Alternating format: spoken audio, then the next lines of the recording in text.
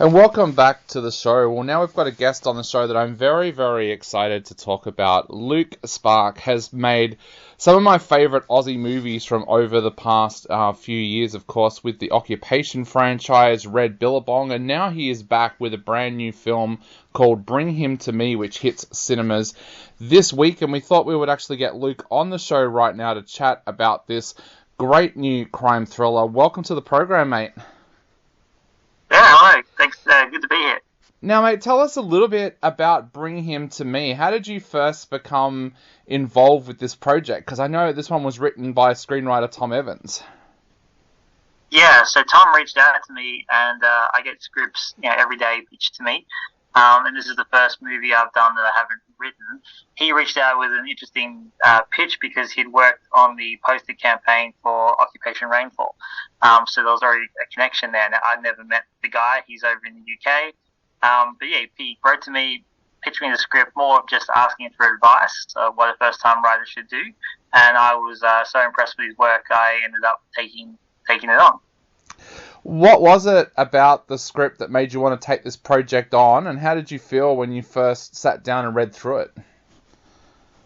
That's good questions. At the time, I've got a lot of my own shows in development, and I was looking to do something a bit different. I was quickly getting coined in America. Hollywood loves to, quickly slap a label on someone, and I was quickly getting the he's the alien guy. He does sci-fi films, and that's all. Yeah. And being an independent filmmaker, I wanted to, make sure I could have a bit of depth and breadth to my work. So that's the reason why I was looking for something different. When I read this script, it got to a point in the third act, which I can't spoil, but it got to a point in the third act where I thought I knew where it was going, and it didn't go where I thought it did, and I pushed myself away from the computer, and I said, I don't know, this is a bit dark for me, I don't know if I can do this. And then I thought about it, and I was like, probably one reason I should do it is I should push myself to do something different and go a bit different. So yeah, that's why I was pretty keen on it. Luke, you talked about being keyholed in Hollywood as being the alien guy, and that seems to happen to so many filmmakers, especially with Hollywood. How important do you think it is for a filmmaker like yourself to try and escape an attachment like that? Yeah, I think it's up to the person, right? Like if someone gave me oodles of money just to keep making the same film over and over again, maybe I'd think about it. But I think creative wise, it's very important because it's just I wouldn't want to do that. So it's very important to reach out and really just change up what you can do. And for me, I have a career goal in mind, and this was also an opportunity to have this small film but very character based, which I knew I could probably, I was crossing my fingers that I could get some good actors for, and luckily I did, and it's now sort of a stepping stone to my next stage where I can say to people I can make big movies like Rainfall, and I can work with these amazing actors, so put that together. Hopefully the next couple of years should be pretty exciting.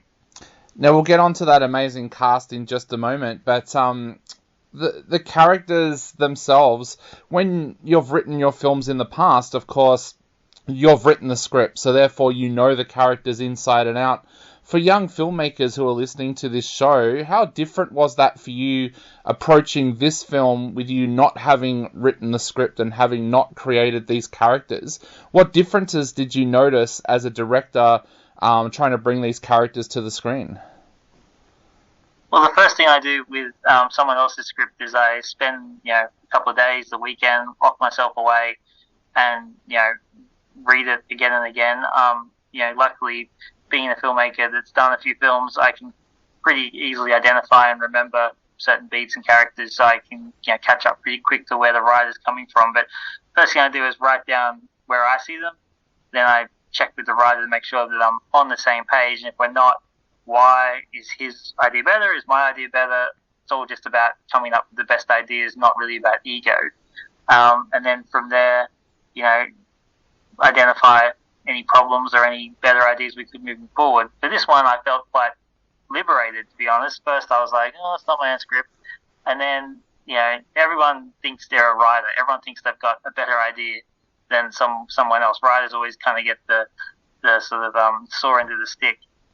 So this one I was able to sit back and sort of give him the notes and not worry about people giving me the notes. Definitely. Now, this amazing cast that we mentioned before, you've got people like Sam Neill, Rachel Griffiths, Barry Pepper, Liam McIntyre. Tell us a little bit about this script and how you were able to bring them all together, and were they people that you imagined in those roles when you first sat down to read the script? Sam definitely was. Well, yeah, Sam's role in the script, and this comes back to the writing part. Sam's role in the script originally was very, very small. It was just a one scene and done for that particular character. And when you're casting a film like this that's got a few interesting characters, you want to make sure you sort of stack the cast to help the release, having more of my executive producer hat on. I knew that could be a role that could work, so I talked to Tom. He was actually, as a writer, and I understood where he's coming from, very much, this is my world, I created it, I know best. And I sort of quickly explained to him the reasons why. I think you should change it. And once he did, he was like, oh, this is actually so much better. And I'm like, yep. And, and then we went to Sam straight away because he was my first choice. And within 2 days, there was interest, which was fantastic.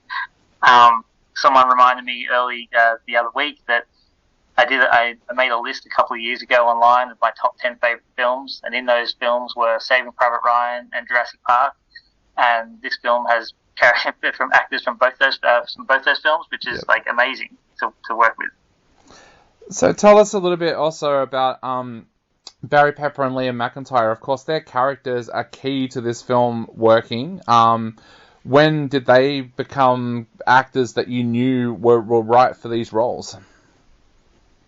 Well, Barry had reached out to me, and we sort of started talking after Occupation Rainfall. He seemed to be very much a fan of my work and my attitude of how to get films done. So we were looking for something to work together. He was off working on a Yellowstone spin-off at the time, so it became unavailable.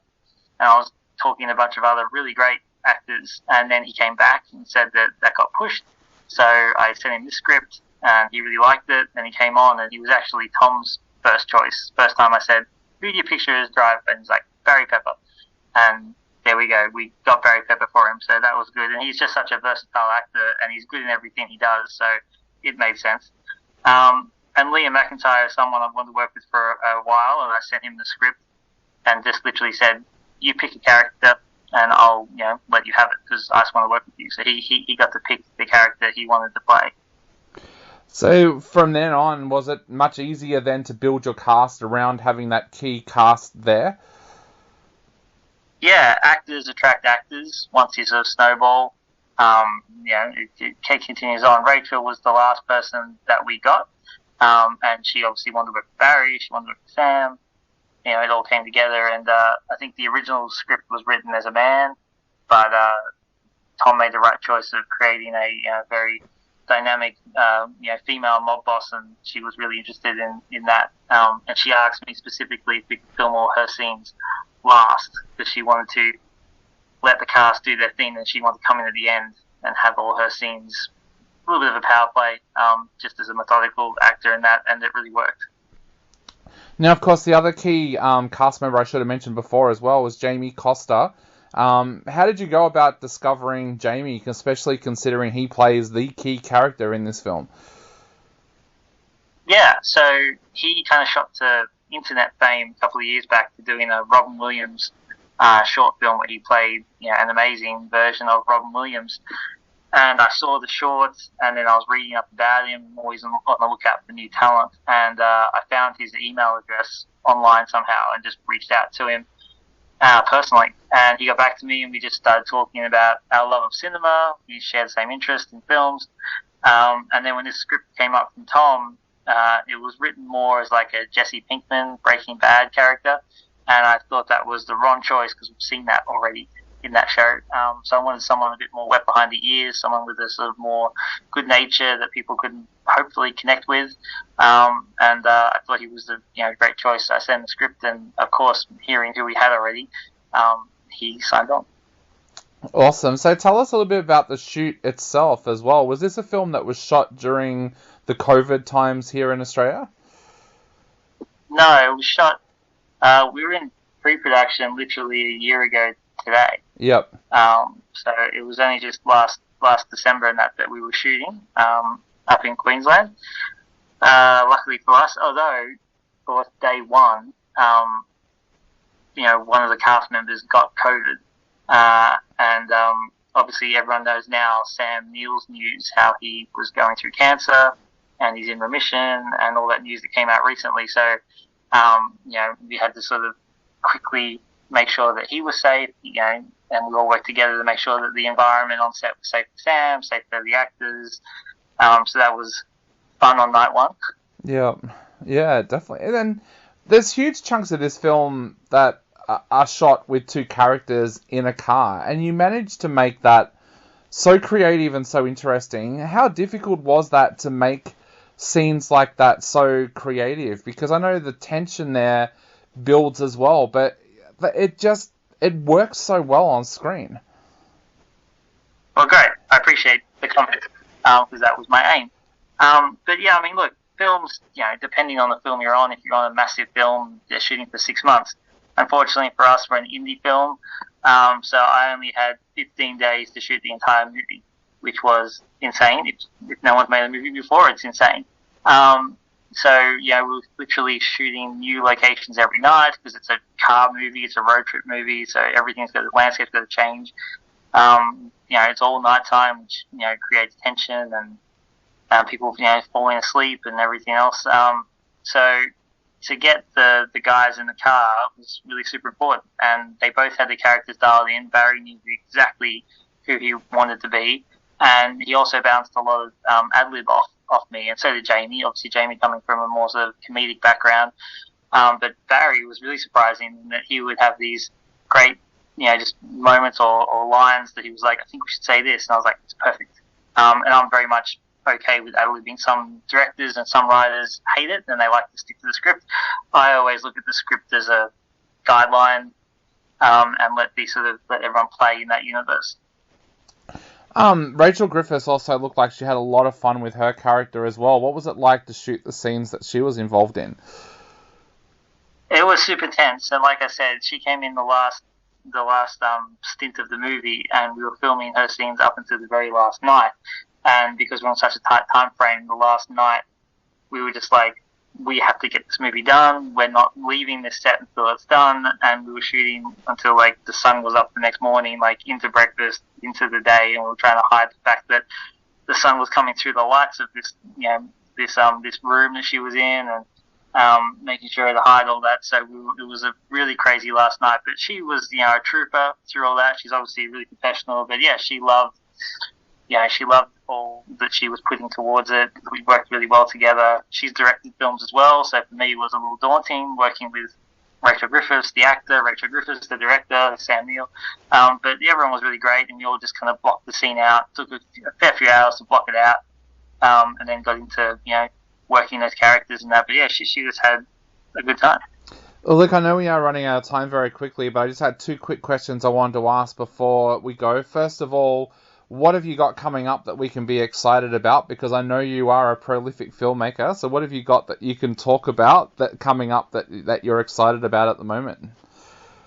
Yep. So I'm excited about the next project. I've actually shot it. I'm in post-production on my next one already, which is a great feeling to be in post-production while there's another movie coming out in cinemas. It kind of goes back to my genre creature feature roots. It's called Scurry. And it's about two strangers who are trapped in an underground labyrinth tunnels underneath a city while there's something going on up in the city, and they quickly realize that they're not alone in these tunnels. So it's a creature feature. What is interesting about that one is that I decided to shoot it all in one take shot, so the camera never cuts.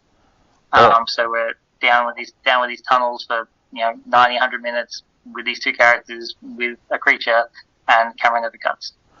Awesome. Well, we cannot wait to check out Scurry. But for all of your fans out there, Luke, Bring Him to Me is in cinemas this weekend. So what would you like to say to people out there who are about to go and check out Bring Him to Me in cinemas? Well, if you're about to go check it out, I say thank you. If you're on the fence, please go check it out and support, independent independent production company so we can keep making more interesting movies, and other filmmakers like ourselves can keep making movies. It's all a knock-on effect. So I hope you go check it out this weekend.